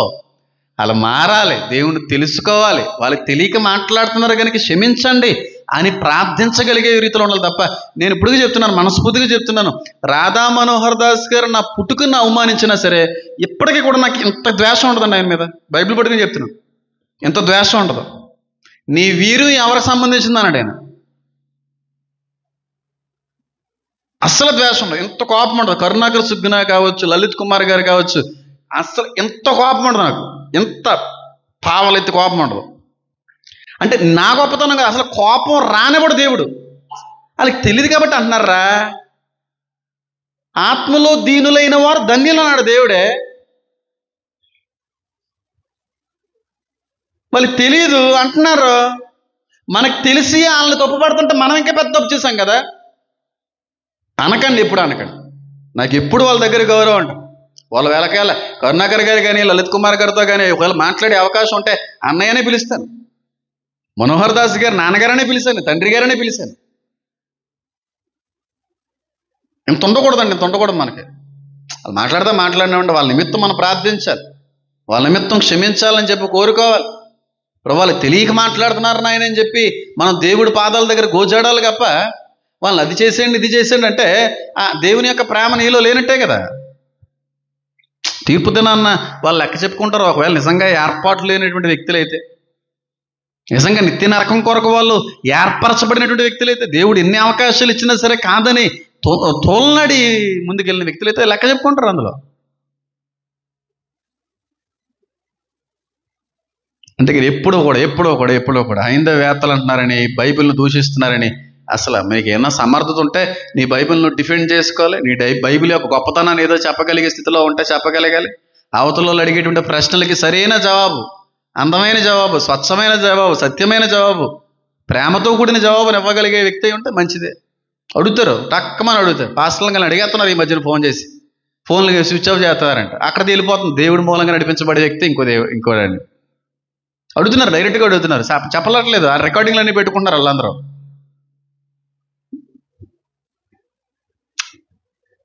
ఫీల్ అవ్వకూడదు. రీసెంట్గా ఒక పెద్ద ఆయన, చాలా మంచి పేరు ఉన్నటువంటి సేవకుడే, పేరు నేను చెప్పను అనుకోండి, ఆయన నన్ను ఉద్దేశించి ఒక మెసేజ్ ఇచ్చాడు. అక్కడ నమ్మకండి, దేవుడు ఎప్పుడూ కూడా బైబిల్ యొక్క జ్ఞానము, బైబిల్లో ఉన్న వివేకము బాగా తెలిసిన వాళ్ళనే వాడుకుంటాడు. బైబిల్ జ్ఞానం లేనోడిని వాడుకోడు దేవుడు. బైబిల్ ఇప్పుడు చదవలేదు, బైబిల్ జ్ఞానం మాకు తెలియదు, బైబిల్ పట్ల సరైన అవగాహన కూడా లేదు, అయినా దేవుడు నన్ను వాడుకుంటున్నాడు అని అంటే వాళ్ళు నమ్మకండి అన్నాడు ఒక పెద్ద సేవకుడు. ఎవరి గురించి అన్నాడంటే నా గురించి అన్నాడు, నాకు తెలుసు. ఇప్పుడు అది తీసుకుని నేను రీకౌంటర్ ఏం ఇవ్వలేదు. వాస్తవానికి అన్నీ తెలిసి ఉన్నవారిని దేవుడు వాడుకోవడం, ఏమీ తెలియని వాళ్ళే వాడుకుంటాడు. దావీదు గొర్రెల కాపరి, ఆయన రాజుని చేశాడు. ఏం తెలుసని రాజుని చేశాడు? చేపలు పట్టేటువంటి జాలర్లని మనుషులు పట్టే జాలర్లుగా మార్చుకున్నాడు. ఏం తెలుసని చేశాడు? విద్య లేని పామరుల్ని ప్రపంచాన్ని కదిలించగలిగే అపోస్తులుగా మార్చుకున్నాడు. ఏం తెలుసని పిలుచుకున్నాడు? ఏం పిలిచాడు? లాక్కున్నాడు. ఆయన బాగా జ్ఞానంగా ఉన్న వాళ్ళని దేవుడు వాడుకోవడం, ఏమీ లేని వాళ్ళే జ్ఞానం ఇచ్చి వాడుకుంటాడు. పాప ఆ విషయం ఆయన తెలియదేమో. నేను ఏం ఫీల్ అవ్వలేదు. నిజానికి నాకు ఏమీ తెలియదు కదా, నాకు ఏమీ తెలియకుండానే పిలువబడ్డాను. పిలుపులో ఉన్న వ్యక్తిని వాడుకుంటున్నాడు ఆయన. ఆయన ఇచ్చిన సామర్థ్యత అది. ఆయనకి మహిమని నేను ఆపాదించగలిగే వ్యక్తిగా ఉండాలి. ఒకవేళ ఇప్పుడు ఆయన అన్న మాట ఏ ఉద్దేశంతో అన్నప్పటికీ, నేను నిజంగానే పరిశుద్ధాత్మ దేవుని మూలంగా వాడబడుతున్నటువంటి విషయం నిజమైనది, సత్యమైనది, దేవుడికి కూడా అనుకూలమైనది అనుకోండి, ఇప్పుడు ఆ వ్యక్తి ఎవరికి విరోధంగా మాట్లాడాడు? పరిశుద్ధాత్మ దేవుడు ఎంత వాడుకుంటున్నా, ఎంత బలంగా నిలబెట్టి వాడుకుంటున్నా అది కరెక్ట్ కాదు అని అన్న వ్యక్తి ఎవరికి వ్యతిరేకంగా మాట్లాడాడు? అది క్షమించబడుతుందా? తీర్పులో నిలబెడతాడు. అంతవరకే దేవుడు చూసుకుంటాడు, దేవుడు తీసుకుంటాడు. ఎలీషా సన్నాడా, పశువులు కాసే వ్యక్తి, పంట పొలంలో పనిచేసుకునే వ్యక్తి, ఎలా వాడుకున్నాడు? ఏం చెప్తాం? విద్య లేని పామరులు జ్ఞానులుగా మార్చుకున్న దేవుడే. మనకు వాక్యం తెలుసా, లేకపోతే నేను లోకంలో దేవుడి మూలంగా నడిపించబడుతున్నానని, మెట్టు మెట్టుకి పైకి దేవుడు తీసుకెళ్తున్నాడని అసూయితే అన్నాడు. నాకు తెలియదు, నేను ఫీల్ అవ్వలేదు, నేను కౌంటర్ ఇవ్వలేదు. నాకు అది అనవసరం. ఏమో ఆయన అన్నదే నిజమేమో, నిజమైతే లెక్కన ఏం చెప్పుకుంటాను. ఒకవేళ నా ఉద్దేశం ఏమీ తెలియనోడిని సైతం దేవుడు వాడుకోగలిగేవాడని చెప్పి నా నమ్మకం, నా విశ్వాసం నిజమైందైతే నన్ను ఇంకా వాడుకుంటాడు. ఆ వ్యక్తి లెక్క చెప్పుకునే స్థితిలో ఉంటాడు. ఇందులో ఏముంది పెద్ద విషయం? ఇందులో పెద్ద విషయం ఉంది. అందుకే నేను అంటుంటాను చాలామంది, అన్న ఒకసారి వచ్చి కూర్చుని పోతాం, ఒకసారి ఫేస్ టు ఫేస్ ఎదురెదురుగా కూర్చుంటే ఎవరిలో ఎంత జ్యూస్ ఉందో తెలిసిపోద్ది కదా అంటే ఎవరు మాట్లాడరు. కూర్చుంటానే కదా తెలిసిపోద్ది. ఒకసారి బైబిల్ ముందుటేసుకుని రండి ఏటి పరిస్థితి అని చెప్పంటే తెలుస్తుంది. ఎవరు మాట్లాడరు. చిన్న ప్రార్థన చేసుకుందాం, కళ్ళు మూసుకుని. నా దేవా, నా తండ్రి, నా ప్రభువు, మీకు వందనాలు, స్తుతులు, స్తోత్రం.